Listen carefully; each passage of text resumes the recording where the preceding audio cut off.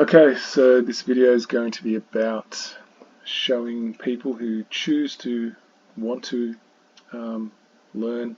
There's a way to scientifically unpack a lie and discern the truth out of it.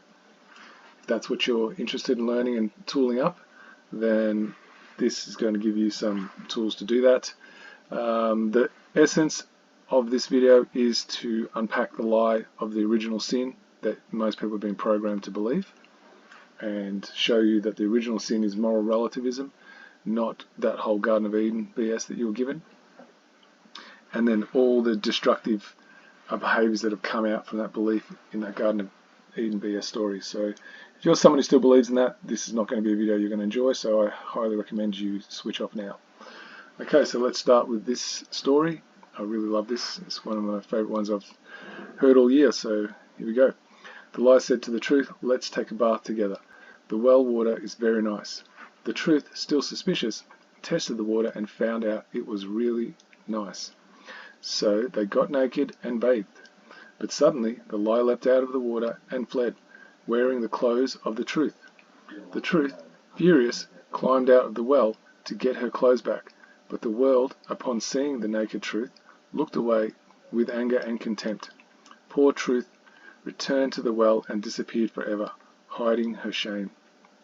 Since then, the lie runs around the world, dressed as the truth, and society is very happy, because the world has no desire to know the naked truth. Now this video, this is actually directed to the thousands and thousands and hundreds and thousands, if not millions of people who still claim to be awake and are not looking at the lies that they still swallow. So that's who this is dedicated to. So now we're going to move on and watch Mark do a scientific unpacking of the seven deadly sins. So here we go. Am taking exception to calling these things sin. See, this is where religionists who have been indoctrinated and inculcated into their mind control belief system would take exception to what I'm saying. I'm trying to tell people that these are not sins in and of themselves. If we constantly lived in these modes of consciousness, they could be an impetus for us to begin conducting real sin. In and of themselves, they are not sin per se. And this is where the logic of the trivium has to come into play, you see.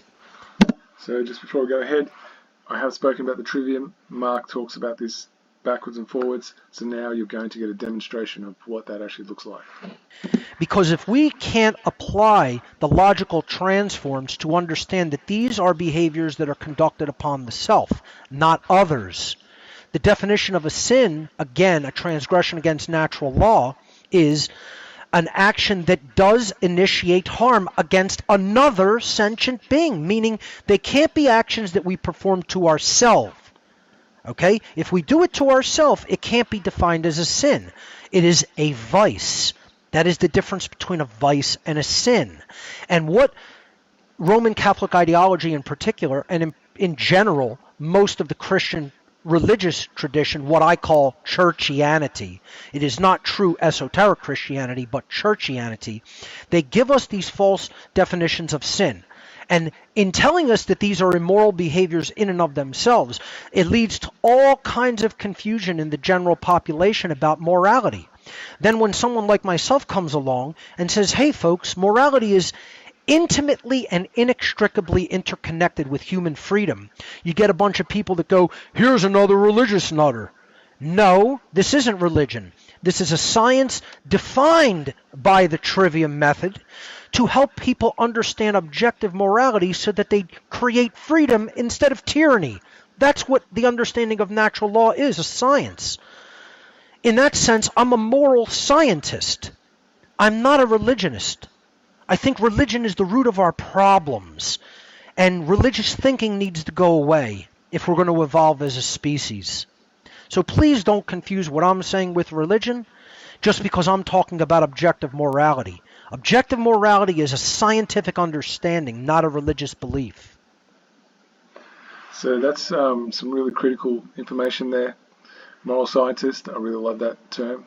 I haven't heard that before I watched this video, so I'm hoping you guys are going to get just as much value out of the way Mark explained that.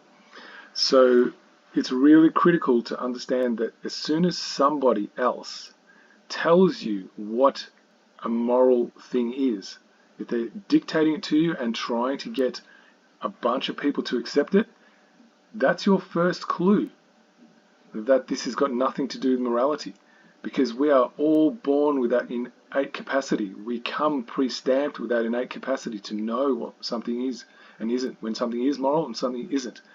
Otherwise we'd never cry, that's not fair. I mean, there's your first one, and you do that as a child.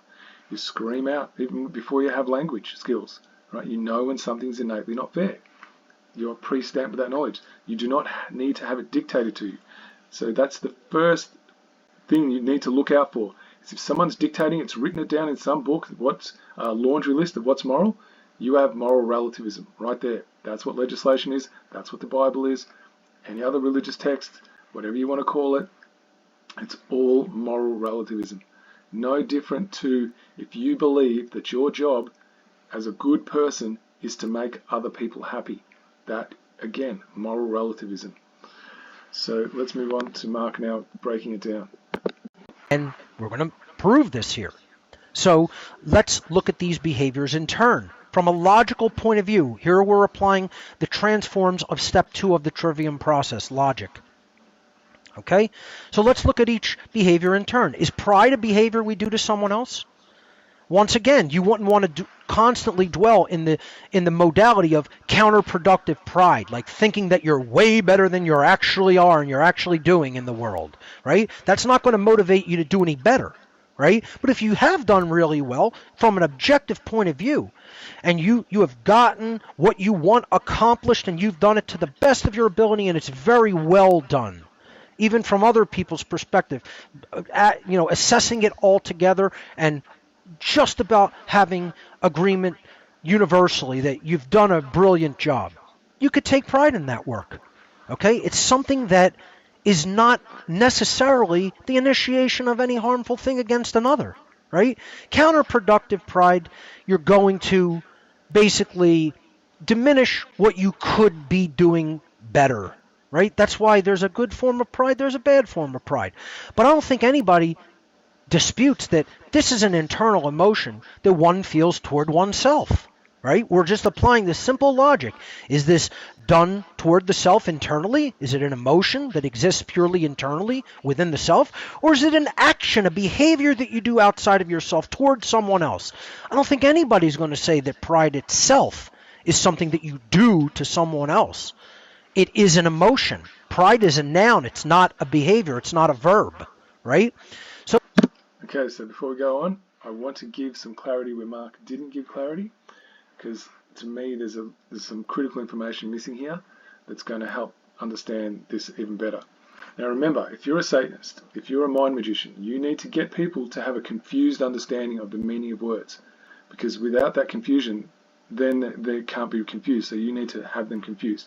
So the true meaning of pride is self-love, and the only way you feel self-love is when you give acts of voluntary behavior. You voluntarily give up your labor or put your energy into that which is going to bring joy to someone else, where you're contributing to the well-being of others. That's the true meaning of pride, because it means self-love. It's a way of taking care of yourself. So it's a type of self-care, and it's the emotion that comes up from that capacity for self-care, because when you care for the well-being of others, you are caring for your capacity and your innate requirements for meaning and purpose. That's the true nature. And you see why that of pride? That's the true nature of it, and that's why they adulterated it. Because if you want to control people, you need to have them having inverted beliefs of the things that will set them free, right? That they're inherently created to enjoy, to remain free. So Mark's missed that bit. The other parties, I've heard pride used as a form of egoism. When people say, oh, they're too proud to admit it. Well, that's not pride. That's the ego, which comes from a position of self-condemnation, right? Because it won't own up to itself, because it believes to do that means there's something inherently defective. So the ego carries all these false ideas of reality. And so then it becomes its own worst enemy. So whatever the term for that is, it's definitely not pride. So I wanted to give those two extra dimensions to give this even extra clarity. Now we're going to move on. So let's look at gluttony. Gluttony is overindulgence in food. That's self-indulgence. That's something you do to yourself that could be a vice. You could get sick. You could get heavy and overweight and out of shape and in bad health. You know, all kinds of bad things can come out of gluttony. If I am gluttonous one day of the year, or maybe 2 or 3, it's not going to undermine my health necessarily, right? So it's like just engaging in that behavior is not doing something harmful to someone else. You could potentially, if it's overboard, do harm to the self, but your body is your property. As long as you're not forcing food down someone else's throat in too large of an amount when they're telling you they don't want that done to themselves, then it's not a harmful action against others. And we can continue down the line. Sloth, by definition, is inaction. It's the state of inaction. It's laziness. Okay? Now you could say, well, maybe not taking any action when someone's actually having violence conducted upon them, you're sort of complicit with the violence.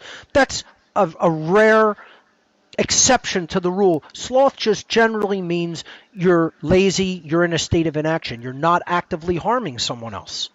Lust, again, it's an internal emotion. The desire for sex, the desire to, perceive others in a sexual way too much, right? Lust is an internal emotion. So just before Mark carries on, I also want to add some more dimensions to lust. Lust can be a lust for power, right?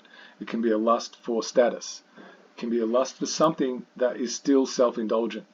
It doesn't just need to be a sexual thing. Okay, so just want to add that extra dimension there. It's not a behavior that you're doing to someone else. Rape, if you went overboard with lust and then said, I'm just going to rape somebody because, I feel like I have the right to engage in sexual activity with them without their consent. No, that's a crime.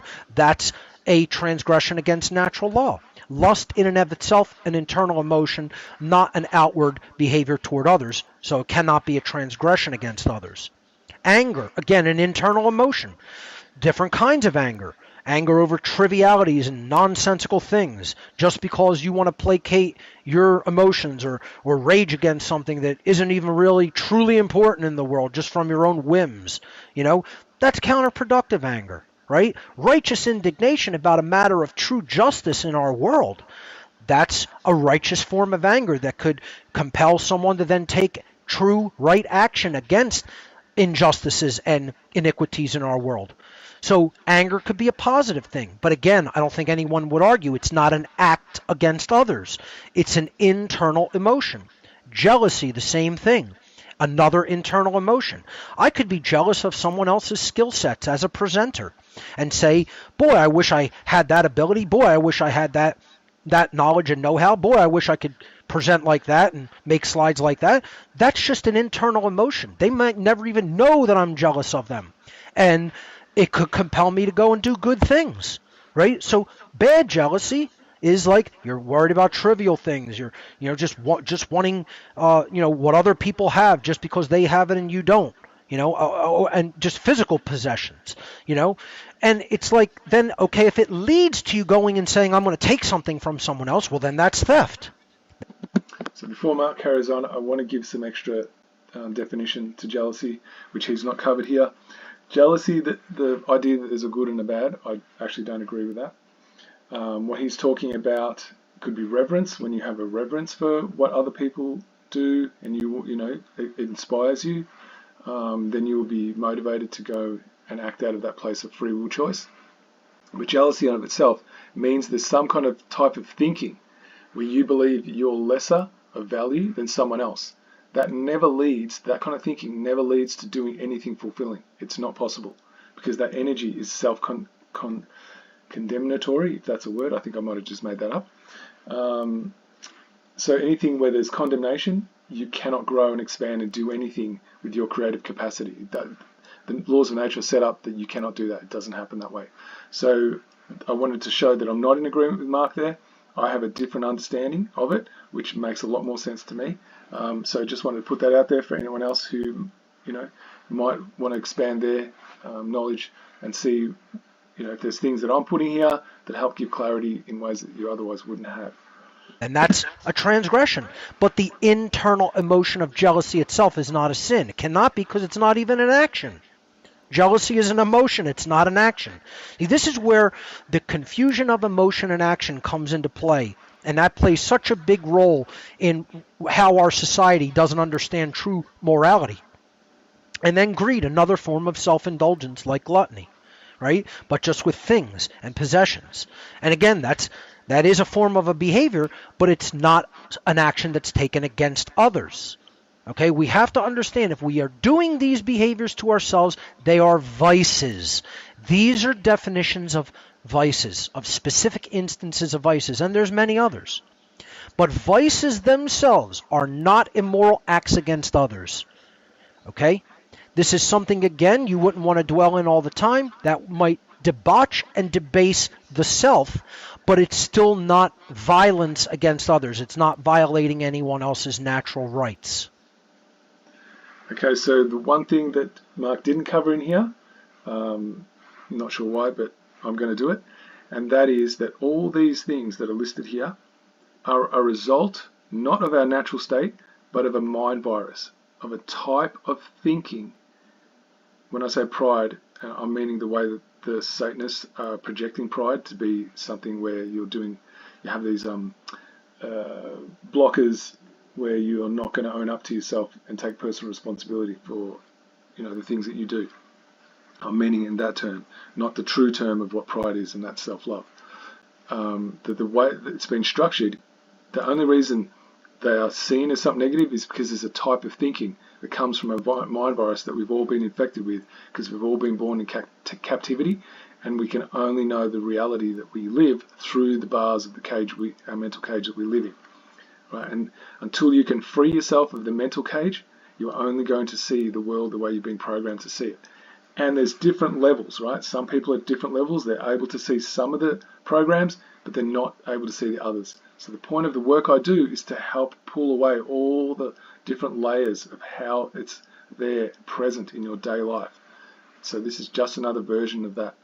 For if you're interested to learn and grow and help strip away some more layers, then this might have value for you. Okay, so now we're going to move on to Mark using the trivia method to actually expose the true nature of what a crime is and what an injustice is and a transgression against the actual genuine law. There's only one, and that exists in the fabric of creation, the very conditions of life that we are all dependent upon for our survival and how we can thrive.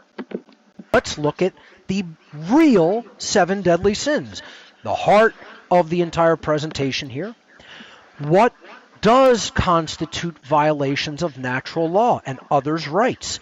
Look at the qualitative difference in the words. The words pride, gluttony, sloth, lust, anger, jealousy, and greed compared to the real 7 deadly sins. The false 7 deadly sins don't even rate when it comes to the level of harm and evil that results from these types of behaviors, the real 7 deadly sins, the real violations of natural law: murder, assault, rape, theft, trespass, coercion, and deception.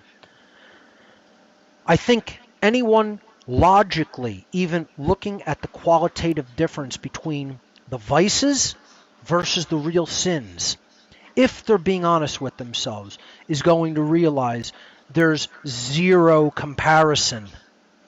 These are the real deal when it comes to harm. And they all share one basic thing in common. So let's look at some of these from a logical perspective. We're going to look at what is the act of murder, just like we look, what is pride? What is taking pride in oneself? What is gluttony? What is sloth? What is lust? And on. So let's look at these in turn, right? A very logical procedure. This is the part of the trivium process we're engaging here is we're asking the question, who, what, and then eventually we come to how and why. Okay? We're looking at why these now are actual transgressions against others. Because something has to be done in order for a transgression against someone else to have taken place. Not thought, not felt, but acted upon.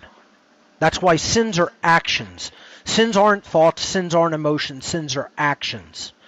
And, quite frankly, I really shouldn't have to even explain this to people who say that they're people who are spiritual slash even religious, people who want to take the laws of the Creator into the universe. This should be common sense, and that's the definition of conscience. Conscience literally means common sense when we etymologically break it down into con, meaning together or with, and science, meaning to know or to understand.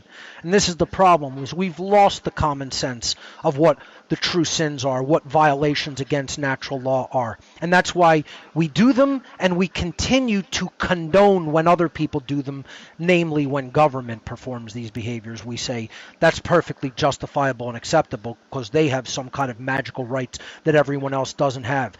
Or we, not having those rights, have delegated them to this group of people who now magically have turned wrongs into rights. It's utter ridiculous religious nonsense, of course. And this is how people have to come to perceive it. So let's look at these in turn from the logic perspective of the trivium. Murder is the theft of life without having the right to take someone else's life. There is such a thing as the rightful ability to kill in self-defense, but that is not murder. That is a killing done in self-defense. When we talk about murder, it is the theft of life without right. So you have stolen something that doesn't belong to you, namely the life of another being, when you did not have the right to do that. That's what murder is. Assault is the theft of well-being. Before he goes on with assault, I want to throw another rock in the pool, so to speak, and send out some more ripples.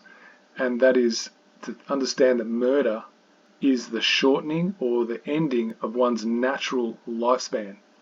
Right? How they would be and how long they would live if there wasn't interruption on some level that accelerated the ending of someone's natural lifespan.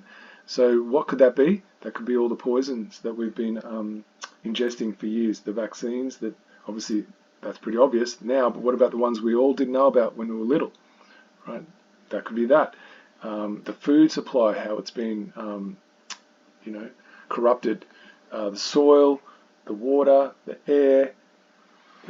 It could be the knowledge that gets shared out on mainstream media, which is not knowledge, obviously, but the fake version of knowledge that gets sent out, the use of money to control people, and then some people have they lose the capacity to take care of themselves because there's this money system, this fake money system that makes sure that there's some people who are just going to be destitute. Well, that's a way to end someone's life quickly, right? How many people commit suicide because of it? Even though they have personal responsibility, what about the conditions that were created? So that would be a high likelihood, knowing the kind of psychopathy that most people are programmed into, valuing themselves based on, the status that they have because of how much things they can buy and purchase, and and how much access they have to things that give them more freedoms, right? All those things play a huge part in people's psychological well-being, emotional well-being, spiritual well-being, energetic well-being, right? This is so many intricate parts to this. So just wanted to put that there so people can start looking past just the unidimensional understanding of things and start expanding their awareness. So now we're going to go and Mark's going to give more clarity to assault. Without right. Now, if I defend myself against assault, that's not assault. That's the right of self-defense being engaged with. So again, you can't do murder, but you can kill in self-defense. You can't do assault, but you can defend yourself with physical force in self-defense. Okay, so I believe Mark's maybe getting it a bit confused, saying yes, you absolutely can murder, you absolutely can assault. That's the job of people who claim to act in the service of government. That's their job. So that's the military, the police. They're the two biggest, syndicates that do that work. So they can and they do.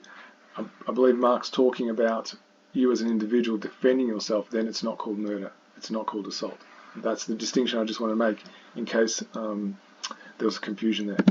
The next wrongdoing under natural law, the next sinful behavior is rape. Again, like we said, lust is an inward emotion, but rape is an external action done to another. That's the theft of sexual association that one has the right to engage with. So you're taking another form of property from someone else, like their life, their well-being, and now their sexual association. Simple theft, the act of taking something that doesn't belong to you, is the unrightful taking of someone else's property. Again, you're taking something that doesn't belong to you. Trespass, you're taking security of another being within their living domain, their living space, their rightful property. That's the theft of someone else's security. You're taking something that doesn't belong to you. Coercion, that's the theft of someone else's free will to make their own decisions in life, so long as their actions are not harming other people. This is what government always advocates for. This is what the supporters of government always advocate for, the taking of someone else's free will when they have not harmed someone else. Coercion and duress are threats of violence if you don't comply to the commands of another claiming to be the authority over you. That's theft of free will. That's one of the most important ones in the seven deadly sins that unfortunately goes largely unrecognized in our world and not seen as a sin, and unfortunately condoned by people who consider themselves people who are saying that they want to follow the laws of the Creator. And then finally we have deception, the theft of someone else's informed decision making. So just wanted to go back to that last one. I just had a thought before we go into deception. And the coercion is, you think about how many people who believe themselves to be freedom fighters, patriots, give themselves all these titles, and I've said this lots in the latest round of videos, how they believe in this Donald Trump fantasy, right? What's that about, right? Is that not someone claiming they have the authority to coerce you into doing as they claim because they're an authority?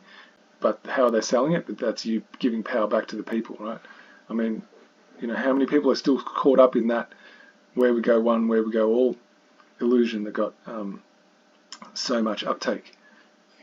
If you don't understand the basic principles, if you can't really let them sink in and allow your conscious awareness to wake up to that, because it can understand it. It's your ego that might be getting in the way. And the ego is quite a destructive force when it attaches to beliefs that it's built its life on, right? That it's associated its behavior to, that it assesses itself from. Once that's in play, very difficult for people to step out of it, and they can't even recognize why. That's why I get so much hate when I start bringing these things up. So if you're one of those people, you're actually, what Mark just said, you are advocating for that kind of deception, for that level of coercion. That's something you yourself would never do, and that is to demand that someone is under your foot, but you will vote for somebody who has has at their beck and call, at their disposal, has an armada of immoral men and women who make up these institutions that were created to serve men, but really, in actual fact, are there to violate men and women. That's what you're actually giving your energy to, and you're giving your consent to. But you yourself would never have the courage to do that individually. That's a true level of cowardice, right? And so if you're still falling for this white hats, where we go one, where we go all, Trump is the savior, that whole psyop they're running, understand it from the principle, and maybe you'll be able to unpack it.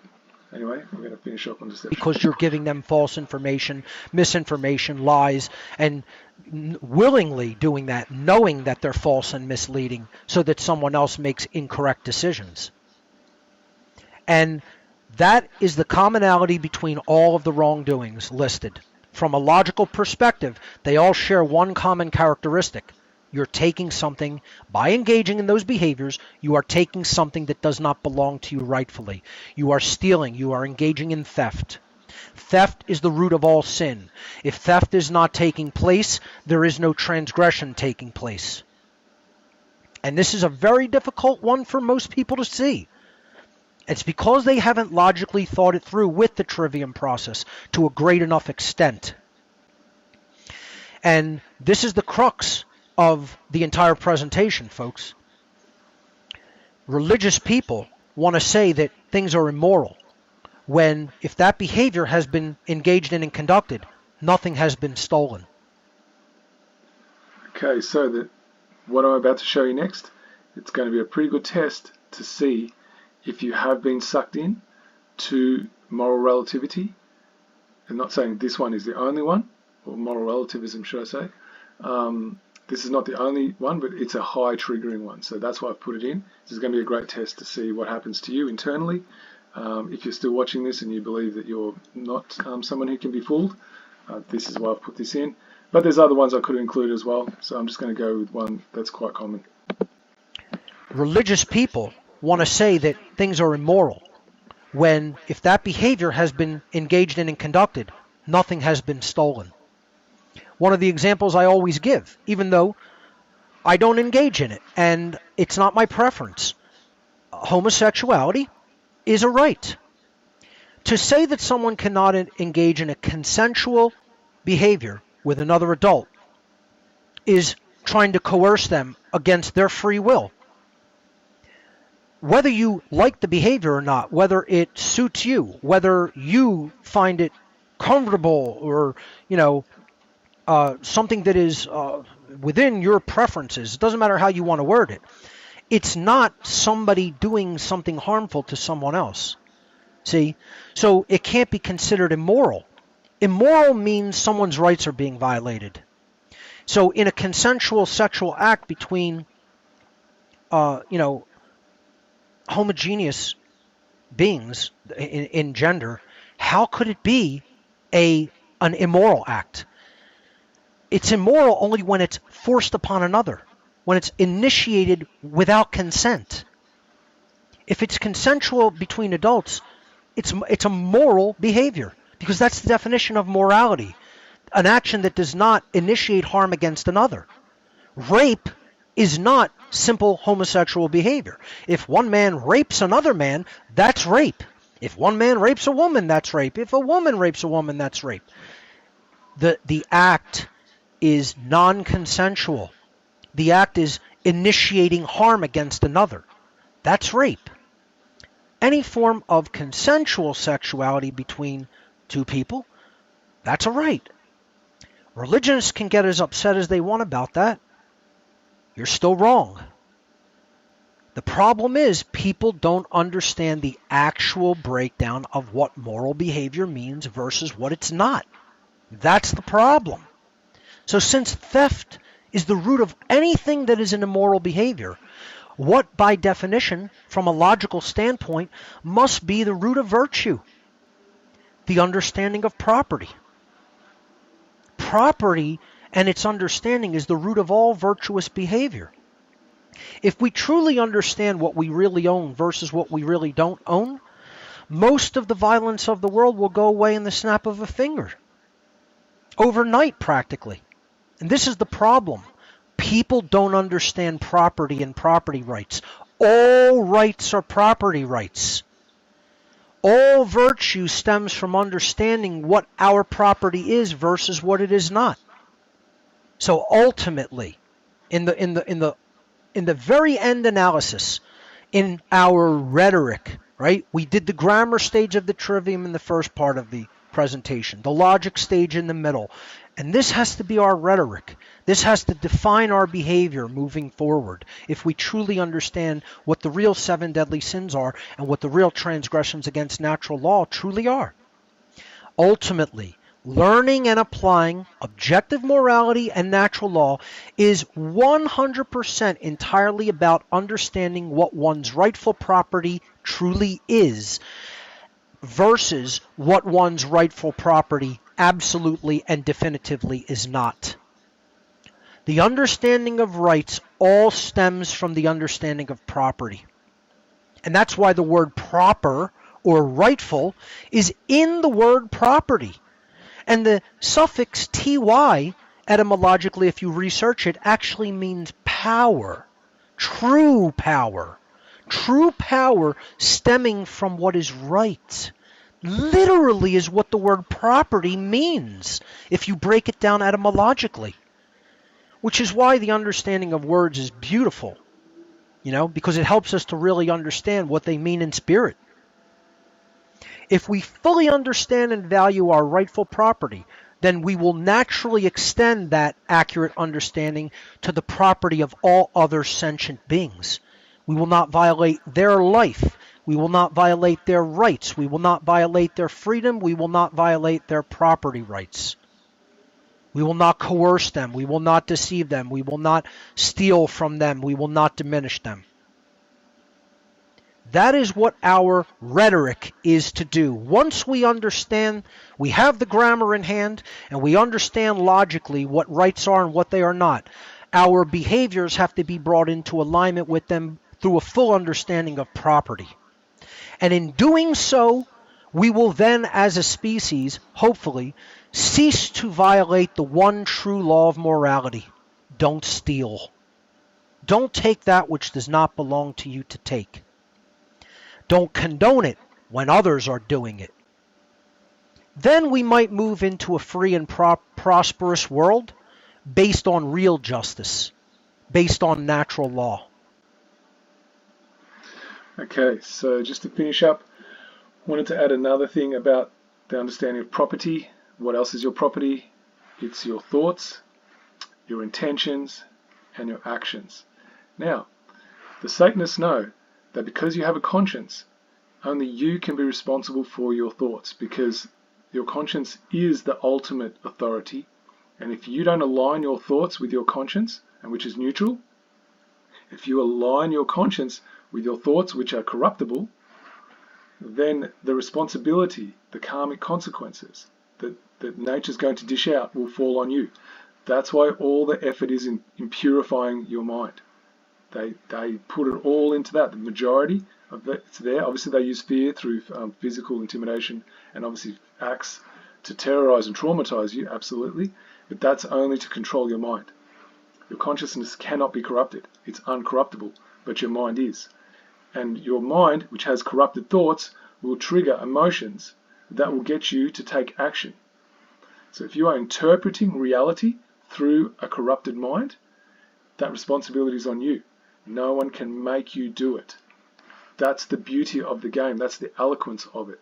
And that's why I'm giving this information. So whoever it is watching this, no matter what you believe, if you haven't tested it scientifically from a dispassionate position, and you haven't been able to check whether your emotions are a result of the corrupted thoughts you have accepted as truths, then that responsibility falls on you.